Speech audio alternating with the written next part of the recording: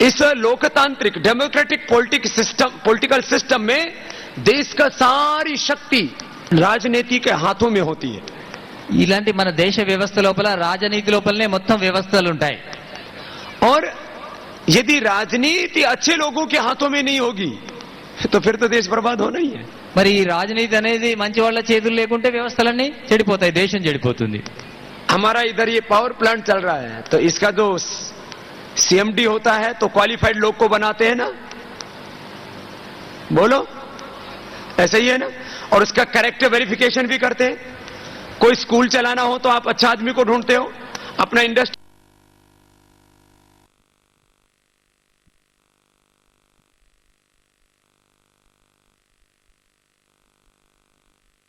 अपना फैक्ट्री चलाना है, स्कूल कॉलेज यूनिवर्सिटी चलाना है तो अच्छा एजुकेटेड आदमी ढूंढते हैं, कैरेक्टर वाला आदमी ढूंढते हैं. और देश चलाने के लिए कोई एजुकेशन की कैरेक्टर की जरूरत नहीं है क्या?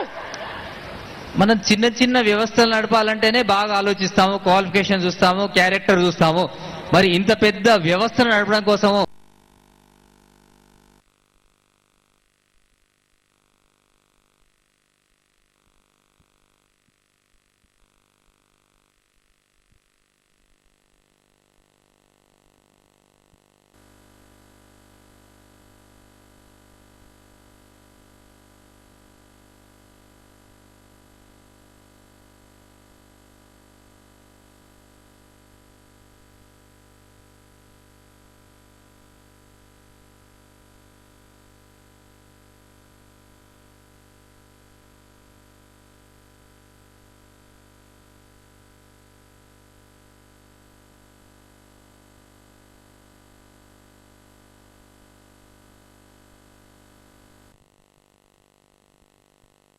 अपना धर्म माने, ईमानदारी से, सच्चाई से, डेडिकेशन से 8 से 16 घंटा सब काम करे. ये हमारा वैयक्तिक धर्म है.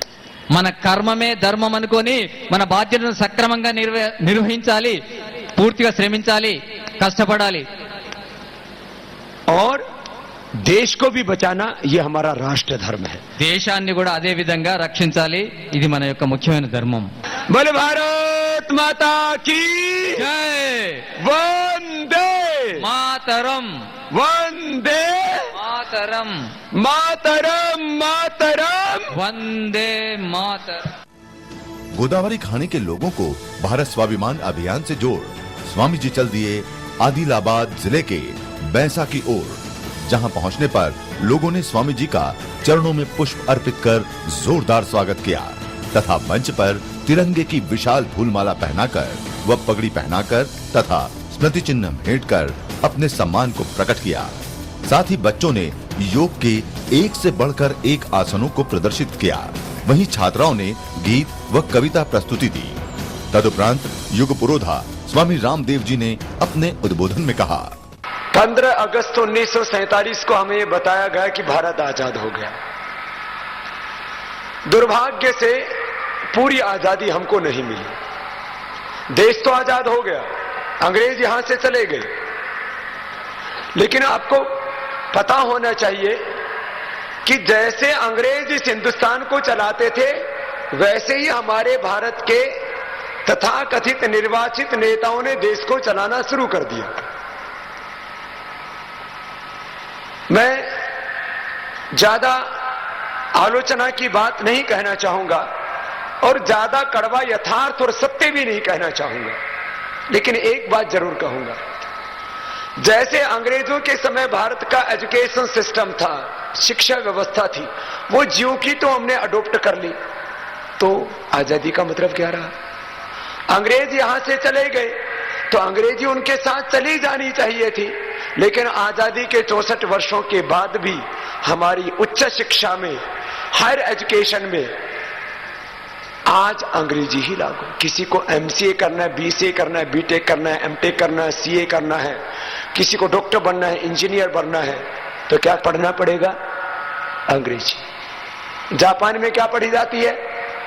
जापानीज. चाइना में क्या पढ़ी जाती है? चाइनीज. जर्मनी में क्या पढ़ी जाती है? जर्मन. फ्रांस में क्या पढ़ी जाती है? फ्रेंच. सब लोग अपनी अपनी भाषाओं में शिक्षा लेते हैं. कुछ लोगों के दिमाग में एक भूत सवार हो गया, जो हमारे देश के लिटरेट इडियट्स, पढ़े लिखे बेवकूफ, उनको ऐसा लगा कि अंग्रेजी नहीं पढ़ेंगे तो साइंस और टेक्नोलॉजी हम पीछे रह जाएंगे। क्या जापान साइंस और टेक्नोलॉजी में पीछे है? अभी आपने सभी टीवी चैनलों पर देखा होगा, जापान के प्रधानमंत्री और वहां के चीफ सेक्रेटरी, सब के मुख्य सचिव, सबके बयान आ रहे थे। कोई भी जापान का प्रधानमंत्री या मुख्य सचिव अंग्रेजी में बोला? और भारत का प्रधानमंत्री कभी भी हिंदी में भाषण देता? इस देश का दुर्भाग्य है। हम हिंदुस्तान की कम से कम 24 भाषाओं को थोड़ा थोड़ा जानते हैं, और मैं भारत की भाषाओं को इसलिए सम्मान देता हूं कि वो हमारी मातृभाषाएं हैं, और राष्ट्रभाषा ये हमारे हिंदुस्तान की भाषा है। सबको सम्मान देना चाहिए, अपनी मातृभाषा का, राष्ट्रभाषा का। लेकिन भारत के प्रथम प्रधानमंत्री से लेकर के वर्तमान प्रधानमंत्री तक एक आधा बीच में आया, उसको टिकने नहीं दिया, और कुछ अच्छा करना चाहो तो करने नहीं दिया। बाकी देश का एजुकेशन सिस्टम, सारी देश की शिक्षा व्यवस्था टीबी मैकाले के द्वारा बनाई गई है। साइंस एंड टेक्नोलॉजी भाषा में नहीं, ब्रेन में होती है, और ब्रेन हिंदुस्तानियों का दुनिया में सर्वश्रेष्ठ है।